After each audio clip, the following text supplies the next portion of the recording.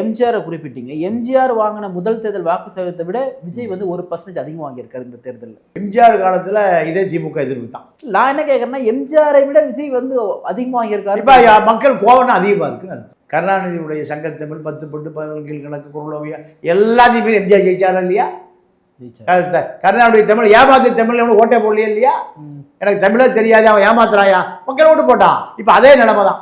எம்ஜிஆர் இல்லை, இப்ப அதே மக்கள் காலம் மாறின பிறகு திமுக திருட்டு போயிடுவோம், அண்ணா திமுக அகில இந்திய திருட்டு போயிடுவோம், இதே வேண்டாம் அப்படியே நம்ம விஜய்க்கு ஓட்டு போட்டுருவோம். விஜய் திருடுறாரு திருட பார்ப்போம், ஓட்டு போட்டுருவோம்யா. இப்போ விஜய் மீது பார்த்தீங்கன்னா சில அலிகேஷன் வச்சாங்க. கரூர் இன்சிடென்ட், குறிப்பாக அவருடைய தனிப்பட்ட வாழ்க்கை சார்ந்தது, அவர் வெளியே மேரேஜ் போனது, இதெல்லாம் வச்சு கூட தமிழ்நாட்டு மக்கள் வந்து ஒரே திருவிழா ஒரு அதை பற்றி காதலே வாங்கிக்காம இருந்தாலும் அதுக்கு என்ன காரணம்? நல்ல கேள்வி, அருமையான கேள்வி.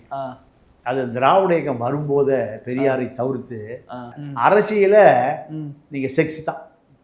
ரோமாபுரி ராணிகள் அண்ணா பானுமதி படிதாண்டா பத்தினியும் அல்ல, முட்டும் முனிவனும் இல்லை. ஆமா, வந்தா விட மாட்டேன், கிடைச்சா சாப்பிட்டுருவேன், மாற்றான் தோற்றத்து மல்லிகையும் வணக்கம், அடுத்து முண்டாட்டி நல்லா.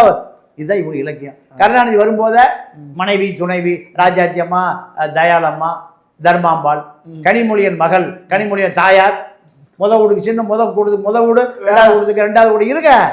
எம்ஜிஆர் வந்தாரு, ஜானகி இந்த பக்கம், ஜெயலலிதா இந்த பக்கம். இப்ப ஜானகி வைக்கமே படல. இதுதான். அப்போ விஜய் நீ திரிஷா வீட்டுக்கு போனானா, அன்சிகா வீட்டுக்கு போனானா, எங்கேயோ போயிட்டு போயா இதெல்லாம் பல பேர் வராங்க, பார்த்தாச்சு. நீங்க நாளை வச்சுக்கோ.